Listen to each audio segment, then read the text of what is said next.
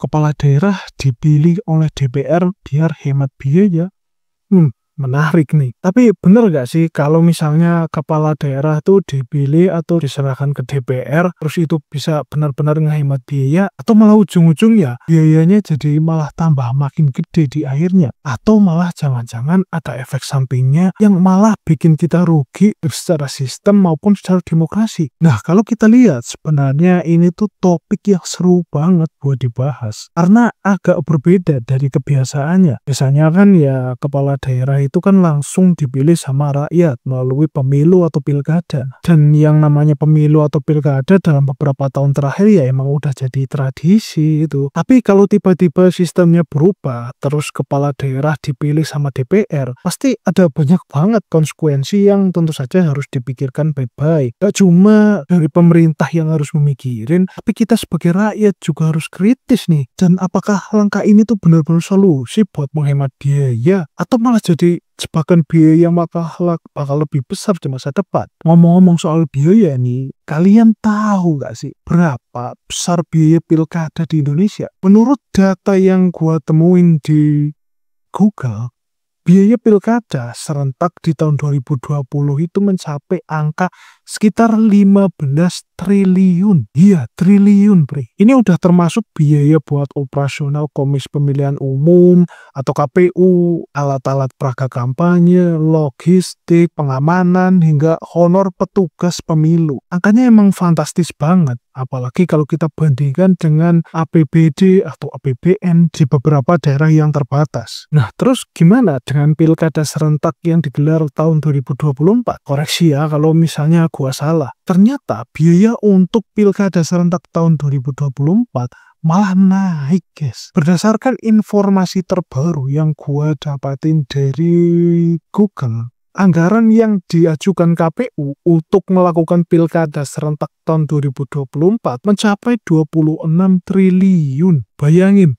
naiknya tuh hampir 2 kali lipat dari anggaran pilkada 2020. Sebenarnya peningkatan ini tuh dilakukan bukan tanpa sebab, dan sebenarnya penyebabnya adalah ada beberapa faktor seperti penyesuaian dengan inflasi, tambahnya jumlah TPS untuk mempermudah akses pemilih, dan juga kebutuhan teknologi serta keamanan yang makin kesini makin kompleks saja. Menurut gua ya wajar sih angka ini jadi sorotan karena bebannya makin besar gitu buat negara. Bukan negara tapi rakyat. Jadi wajar aja sih kalau misalnya makin kesini pemerintah tuh makin mikir gimana caranya buat menghemat biaya ini. Tapi ya gitulah, hemat di satu sisi jangan sampai bikin kita rugi di sisi lain. Hemat anggaran menurut gua oke lah, tapi apakah benar sistem baru ini kalau misalnya jadi bisa lebih efektif atau bisa lebih transparan dan tetap menjaga prinsip demokrasi kita? Ya nggak tahu lah. Buat nambah persepsi, mari kita lihat sejarah pemilihan kepala daerah di Indonesia. Sebelum era reformasi, kepala daerah baik gubernur, bupati, maupun wali kota itu dipilih langsung oleh DPRD atau Dewan Perwakilan Rakyat Daerah. Sistem ini berlaku sejak masa Orde Baru di bawah kepemimpinan Pak Presiden Soeharto pada saat itu. Rakyat tidak secara langsung terlibat dalam menentukan pemimpin daerah mereka sendiri, dan dalam proses pemilihan ini seringkali dianggap kurang transparan karena dominasi partai politik tertentu yang mendukung pemerintah pusat. Ya emang udah jadi rahasia umum ya kan.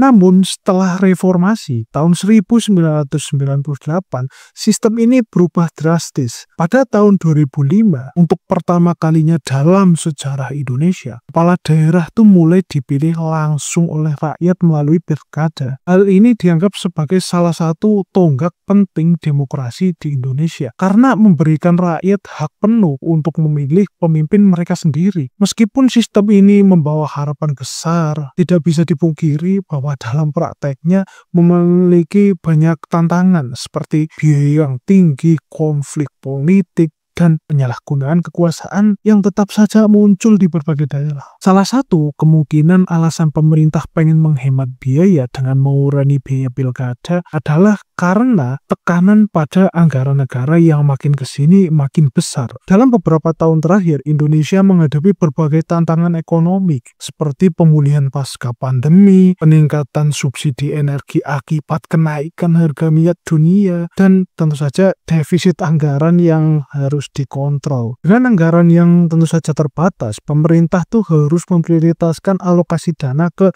sektor-sektor yang dianggap lebih mendesak, seperti pembangunan infrastruktur, pendidikan, kesehatan, dan tentu saja pengentasan kemiskinan. Selain itu, pilkada langsung sering banget dianggap tidak efisien karena memerlukan logistik yang masif, terutama kalau di wilayah-wilayah yang terpencil. Beberapa masalah yang sering muncul seperti biaya transportasi, distribusi logistik, serta pengamanan yang seringkali menjadi sorotan dan beban besar, terutama di daerah-daerah dengan infrastruktur yang belum memadai. Belum lagi potensi pemborosan karena pengadaan alat peraga kampanye atau bahan logistik yang kadang-kadang melebihi kebutuhan. Namun di sisi lain, pemerintah juga mungkin ingin mengurangi potensi konflik sosial juga, yang kadang-kadang muncul selama masa kampanye atau pemilu. Pilkada langsung seringkali diwarnai dengan persaingan ketat antara calon yang tentu saja seringkali memicu polarisasi di masyarakat. Dengan menyerahkan proses pemilihan ini kepada DPR, pemerintah mungkin berharap dapat mengurangi risiko konflik horizontal yang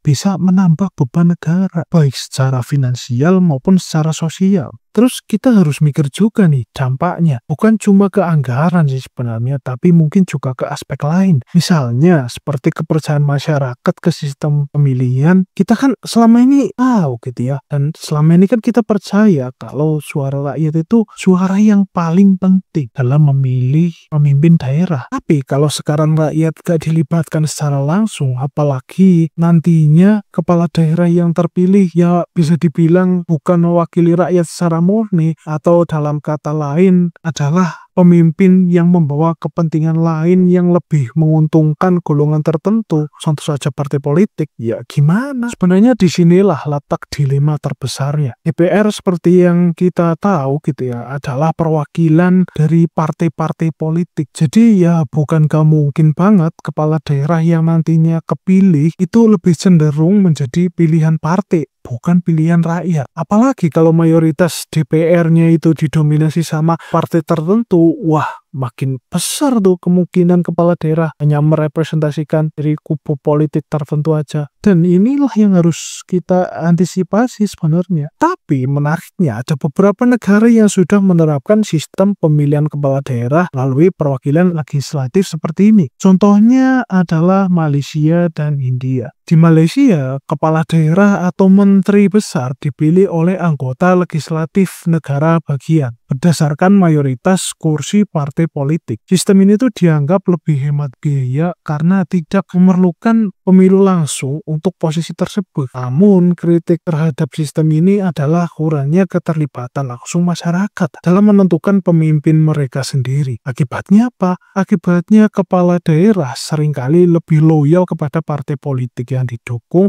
atau yang mendukung dibandingkan kepada rakyat yang mereka pimpin. Sementara di India, beberapa posisi kepala daerah seperti ketua menteri di negara bagian ditentukan oleh partai politik yang memenangkan mayoritas di parlemen negara bagian. Sama seperti di Malaysia, sistem ini tuh dianggap memangkas biaya pemilu besar-besaran. Tapi lagi-lagi kritiknya ada pada kemungkinan besar terjadinya politik uang atau kompromi internal partai yang kadang-kadang tidak sesuai dengan aspirasi rakyat tentu saja. Kalau kita bicara soal Indonesia, gimana jadinya kalau semisal semua partai politik nantinya setuju dengan sistem ini? Nampaknya bisa positif, tapi di sisi lain ada dampak negatifnya juga yang harus kita waspadai. Dampak positif yang pertama adalah menghemat biaya. Dengan menghapus pilkada langsung, anggaran triliunan rupiah tadi bisa dialihkan buat kebutuhan lain seperti pembangunan infrastruktur, pendidikan, kesehatan, atau mungkin subsidi. Kedua, efisiensi proses. Proses pemilihan akan jauh lebih cepat dan sederhana karena cuma melibatkan jumlah pemilih yang lebih kecil, yaitu anggota DPR aja. Yang ketiga, stabilitas politik. Dengan kesepakatan antara partai, konflik horizontal di masyarakat yang kadang terjadi akibat hubungan calon berbeda bisa diminimalisir. Tapi dari ketiga dampak positif itu tentu saja ada dampak negatifnya. Dampak negatif yang pertama adalah kurangnya representasi rakyat. Hak suara rakyat untuk menentukan kepala daerah secara langsung jadi hilang. Ini bisa saja menimbulkan ketidakpercayaan masyarakat terhadap pemerintah. Yang kedua, dominasi partai besar. Partai politik dengan dominasi kursi di DPR akan memiliki pengaruh besar dalam menentukan kepala daerah yang bisa saja mempengaruhi keberagaman kepemimpinan. Ketiga, potensi korupsi dan transaksi politik. Pemilihan melalui DPR membuka peluang adanya politik transaksional atau kompromi yang tidak transparan. Ini bisa saja berdampak buruk pada kualitas kepala daerah yang terpilih. Keempat, kritik demokrasi. Indonesia sebagai negara demokrasi bisa dianggap mundur karena mengurangi keterlibatan masyarakat dalam proses pemilihan. Nah terus nih, kalau dipikir-pikir lagi ya kan, apa iya biaya pemilihan kepala daerah secara langsung selama ini benar-benar jadi masalah utama? Bukannya yang lebih penting itu kualitas calon kepala daerah itu sendiri? Kalau cuma ngincer hemat, tapi ujung-ujungnya kepala daerah yang kepilih gitu malah maksimal kerjanya, kan sama aja bohong. Ya memang hemat di awal atau hemat di belakang kan sama aja, yang nanggung akibatnya ya ujungnya rakyat. Sebenarnya gue bisa ngerti banget sih alasan pemerintah kenapa wacana ini bisa muncul. Pemilu itu emang mahal banget sih sebenarnya biayanya, apalagi buat skala nasional seperti Indonesia. Tapi ya gitu, solusi yang dikejar harus benar-benar ngasih hal yang positif juga harusnya. Bukan cuma kelihatan hemat di atas kertas, karena yang namanya kepala daerah itu kan dampaknya ya luas banget. Kebijakan mereka tuh ya mau gak mau sebenarnya harus menyentuh langsung ke kehidupan masyarakat. Jadi ya gak boleh main-main lah, apalagi dalam hal pemilihan. Salah satunya soal siapa yang memilih mereka, apalagi kalau sampai ngorbanin hak suara rakyat. Tapi kalau misalnya pemerintah atau semua partai politik dia jamin yang terpilih gak akan korupsi sih, menurut gue ya gas aja lah. Oke, mungkin itu aja yang pengen gue sampaikan di video kali ini, walaupun gak jelas, tapi subscribe lah. Jangan lupa like, komen, dan subscribe, dan tentu saja gue masih menunggu head komen kalian di kolom komentar. Wah, Ricardianto, sampai jumpa di video berikutnya.